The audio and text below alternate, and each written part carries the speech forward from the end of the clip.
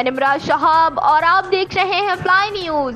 14 اگست جشن آزادی پاکستان کے حوالے سے آج دریا خان مری میں سرکاری سطح پر کوئی بھی ریلی نظر نہیں آئی۔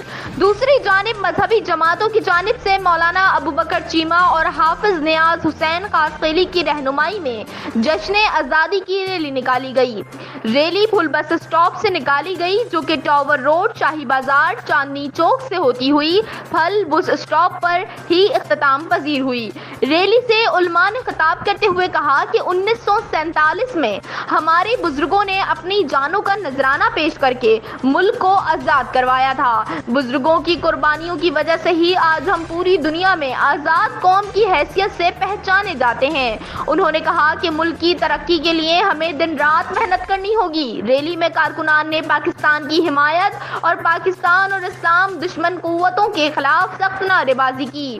بچنے کی بات یہ ہے کہ انگریزوں سے آزادی حاصل کیے ہوئے تو آج 77 سال مکمل ہو گئے، مگر ہم اپنے شہروں کو آج تک گندگی سے آزادی حاصل نہیں دلوا سکے۔ ہر گلی، ہر بازار میں کچرے کے ڈھیر نظر آتے ہیں۔ شہر ہو یا گاؤں، ہم مچھروں سے آزادی حاصل نہیں کر سکے۔